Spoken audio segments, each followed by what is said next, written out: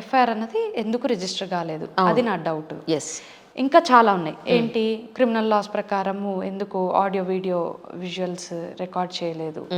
ఇంకొక డౌట్ ఏంటంటే, మీరు అన్నట్లుగా ఇన్సిడెంట్ జరిగింది, అజిటేషన్ జరుగుతుంది, task force what ever it is, police యంత్రాంగం అక్కడ వచ్చింది. ఆల్ ఆఫ్ అ సడన్ 7,000 మంది గూన్స్ వచ్చి ఎవిడెన్స్ని డిస్ట్రాయ్ చేయడానికి ట్రై చేస్తున్నారు.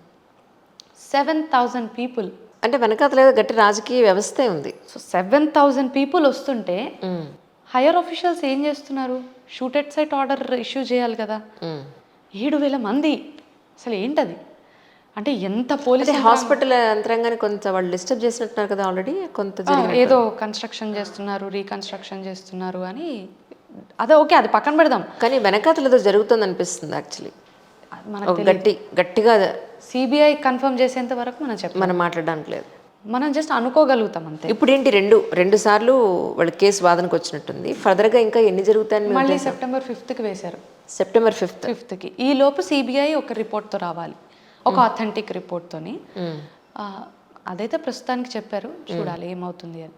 ఏదైనా కూడా నిజ నిర్ధారణ జరగాలి, జరిగాకే పనిష్మెంట్. మీరు అన్నారు వేరే లాగా చంపేయాలి నడి రోడ్లో. వాళ్ళు ఆటవికంగా ప్రవర్తించారని మనం ఆటవికంగా ప్రవర్తించలేము. మనం ఒక సిస్టంలో ఉన్నాం. ఇప్పుడు ఎలా ఉందో తెలుసా మీకు, సొసైటీలో డబ్బులు ఎగ్గొట్టేసినా కోర్టులో కేసు వేసుకుంటారు, సంవత్సరాలు నడుస్తుందిలే, ఏమీ చేయలేరు. అమ్మాయిని ఏం చేసినా ఏమీ చేయలేరు, కేసు బెయిల్ తీసుకుని బయటకు వస్తాం. ఏం చేసినా చట్టాల్లోనే లూప్ హోల్స్ని చక్కగా వాడుకుంటున్నారు, అడ్వకేట్లు వాడుకుంటున్నారు, క్రిమినల్స్ వాడుకుంటున్నారు. ఇది అల్టిమేట్లీ ఎక్కడికి దారితీస్తుంది? ఎంత లెంగ్దీగా మనకి ఉంటే అనేది పాయింట్. అంతే, నేను అదే అడుగుతున్నా. We are in a democratic country. మనకి కొన్ని రూల్స్, మనకు కొన్ని రెగ్యులేషన్స్, మనకు కొన్ని సిస్టము, ఒక అప్రోచ్ మనం అంతా తయారు చేసుకున్నాం, అదే విధంగా జీవిస్తున్నాం. ఒక రోడ్డులోని గుంతపడితేనే మనం మార్చలేకపోతున్నాం, క్వశ్చనే చేయలేకపోతున్నాం. క్వశ్చన్ కాదు, పక్క నుంచి వెళ్ళిపోతున్నాం. అంతే అంతే అంతే. మన ఉద్యోగాలు, మన ఫ్యామిలీ మనకి ఇంపార్టెంట్. ఎవరిని ఏమి అడగలేము, ఎవరిని ఏమి. రైట్, ఇంత పెద్ద సిస్టమ్ని మనం మార్చలేము. సరే, అసలు ఇండియా అనే ఇష్యూని పక్కన పెట్టేద్దాం. మీరు అంటున్నారు వేరే వాళ్ళని చూసి ఇన్స్పైర్ అయ్యి సౌదీ అరేబియాలోనూ లేదా ఇటువంటి కంట్రీస్లో, ఇటువంటి దుబాయ్లోట మొన్న నేను యూట్యూబ్లో చూసాను. ఆ అమ్మాయిని వాడు ఎక్కడో రెస్టారెంట్లో ఒక అరగంట సేపు అలా చూస్తే పళ్ళు మొత్తం ఓడగొట్టేసట. అదే సరే, వాడు రెండోసారి చూస్తాడా అంటున్నాను నేను. సరే, చూడడు కదా. అదే చెప్తున్నా. ఒక వన్ ఆఫ్ ది సౌదీ అరేబియాలోనే ఎక్కడో రేప్ జరిగితే నడి రోడ్డులో ఆ వ్యక్తి కళ్ళు బీకి భయంకరాతి భయంకరంగా కొట్టి చంపారు. రైట్. ఇంకొకసారి ఇలాంటిది జరగకూడదని అయినా జరిగాయి, ఏం మారలేదు. కానీ పర్సంటేజ్ వైజ్ ఉదాహరణకు తీసుకుంటే ఇప్పుడు ఈ వ్యక్తి ఎవరైతే ఉన్నారో ఆయనే చెప్తున్నాడు, చంపితే చంపండి, ఏదైతే ఏంటి చంపండి. చంపడానికి అసలు క్రైమ్ చేస్తున్నాడు అంటేనే వాడికి భయం లేదు, ఏదైనా వాడు చేయగలడు ఇంకా. సో ఆ extent of emotions, lack of control over the body, lack of control over the body parts, lack of control over the hormones, fluctuation of emotions, ఆ స్టేట్లో ఉన్న వ్యక్తి వాడికి ఆ మూమెంట్లోని కాళ్ళు బీకేది గుర్తొస్తుందా? రైట్. మీరు చెప్పండి. Very sensible point. This is correct. We are in a system, we cannot change that. చాలా రీజన్స్ ఉంటాయండి. ఇప్పుడు ఒక పద్ధతి వచ్చింది, ఒక విధానం వచ్చింది అని అంటే all of a sudden over night రాలేదు. రైట్. లే పీపుల్ ఎన్నన్నా మాట్లాడతారు, కరెక్ట్. కానీ ఎందరో మేధావులు ఎంతో ఆలోచించి తీసుకొచ్చినటువంటి ప్రొసీజర్స్ ఇవన్నీ. అవును. ఉట్టిగా మనకి ఇండిపెండెన్స్ రాలేదు. ఎగ్జాక్ట్లీ, ఉట్టిగా రాలే. ఎన్నో డికేడ్స్ మనం పోరాడితే, రకరకాలుగా పోరాడితే వచ్చింది. అవును అవును. అన్నీ పోరాడాక ఒకటి క్లిక్ అయింది, ట్రయల్ అండ్ ఎర్రర్ మెథడ్ లాగా. ఇది కూడా అంతే. ఇప్పుడు దీన్ని బేస్ చేసుకుని సొసైటీకి కానీ, పేరెంట్స్కి కానీ, సొసైటీలో ప్రతి ఒక్కరికి మీరు ఏం చెప్తారంటే ఏమంటారు? క్రైమ్స్ని దృష్టిలో పెట్టుకుని ఏం చెప్తాం? If anything goes wrong, what they have to do? They should be legally aware of everything. Awareness అంతే. Not every citizen can become an advocate. Correct.